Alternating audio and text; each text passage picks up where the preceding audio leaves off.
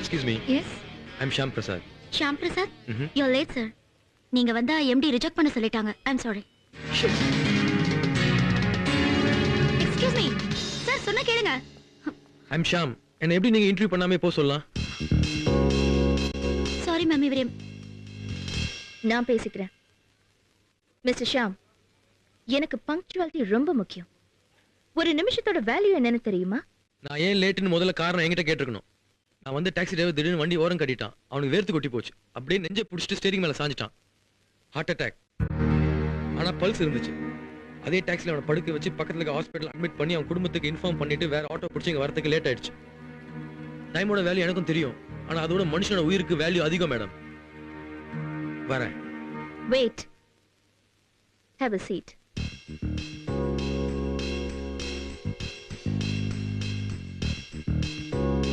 என் company பத்தி தெரியுமா? தெரியும். ஹோம் அப்ளையன்சஸ் மார்க்கெட்டிங் உங்களோட main focus.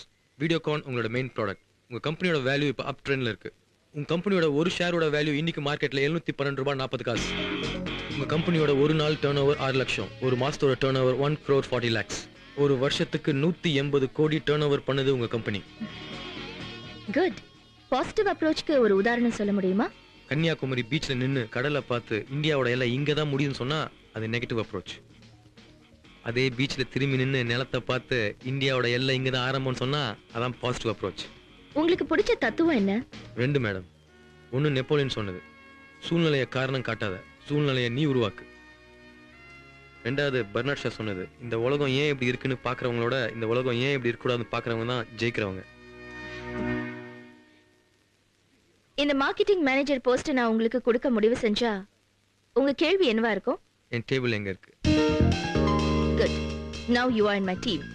Congratulations. Thank you.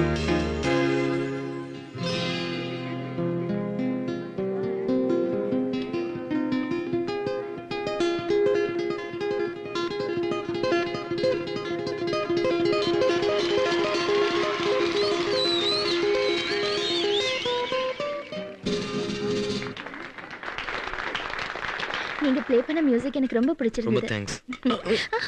Sorry. It's okay.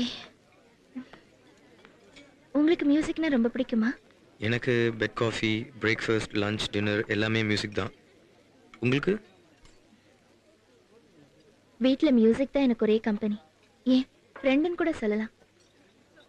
பல விஷயங்களை மறக்கிறதுக்கு ஸ்லீப்பிங் டேப்லெட் மாதிரி மியூசிக் யூஸ் ஆகும். எதை மறக்கணும் நீங்க? என்ன மறக்கணும் அவளுக்கு? குடிக்கிறவன் நான். நீ ஏண்டி உளறிட்டு இருக்க? முதல்ல நம்ம கல்ச்சரை காதலிங்க, அதுக்கப்புறம் மியூசிக் லவ் பண்ணலாம். யாரா நீ? என்ன மரியாதைலாம் பேசிட்டு இருக்க? அவளே கேளு, சொல்லுவார். ஆமா, நீ யாரு? ஓஹோ, உன்னதான் புதுசா பிடிச்சிருக்காளா? எப்படி, மந்த்லி பேமெண்டா இல்ல டெய்லி பேமெண்டா? ஷாம், வேண்டாம். அவ சொன்னதும் விட்டுட்டியே. இப்படி இருந்தா அவளுக்கு ரொம்ப பிடிக்கும். Very good, very good. அவளுக்கு வானா வரணும், போனா போனோம். அவ வீட்டுல வளர்க்குற அல்சேஷன் நாய் மாதிரி. ஷாம், போலாம் வாங்க.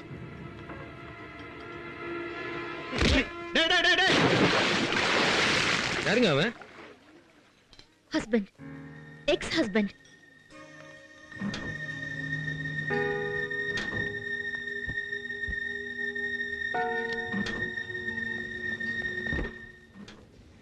பரவாயில்ல, நீங்க போங்க, நான் வெயிட் பண்றேன். பரவாயில்ல, ப்ளீஸ் கம்.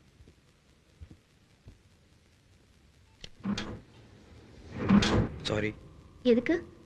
பார்ட்டில உங்க ஹஸ்பண்ட் தெரியாம அடிச்சிட்டேன். என்னோட எக்ஸ் ஹஸ்பண்ட். எங்களுக்குள்ள டைவர்ஸ் ஆயிடுச்சு. ஏன் டைவர்ஸ் ஆயிடுச்சுன்னு கேட்காதீங்க. சந்தோஷம்னா வெளியில சொல்லலாம். கஷ்டத்தை ஷேர் பண்ணீங்கன்னா பாதியா குறையுமே. மிச்ச பாதி உங்ககிட்ட வந்துருமே.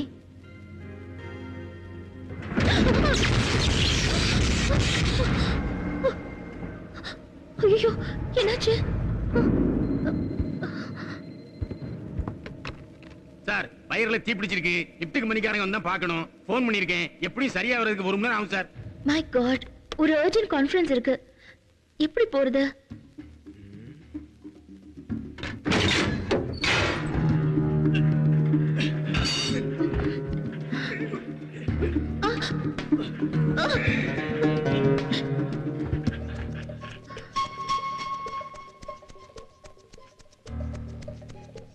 பிடிச்சி போனா மேலே போயிடலாம். ஆனா அதுக்கு நீங்க என்ன பின்னாடி கட்டி பிடிக்கணும், இஃப் யூ டோன்ட் மைண்ட். சரி.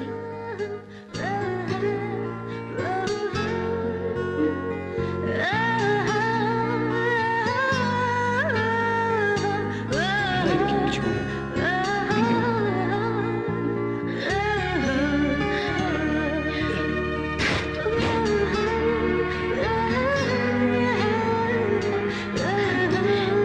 Thank you. Exchange offer scheme அறிவிச்சதுல நல்ல ரெஸ்பான்ஸ் மேடம். சேல்ஸ்ல வீடியோகான் வாஷிங் மிஷின் இன்க்ரீஸ் ஆயிருக்கு. குட் ஷாம். நீங்க என் கம்பெனில ஜாயின் பண்ணதுக்கு அப்புறம் தான் எல்லாம்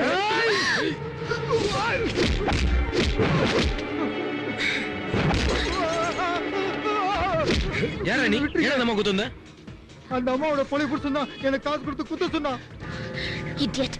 Sham, I'll call the police. வேணா விட்டுலாம் மேம். ஷாம், இவன் செஞ்ச காரியத்துக்கு வேணா, அவன் ஒரு கூலிக்காரன் தான், பரவாயில்ல. போடா.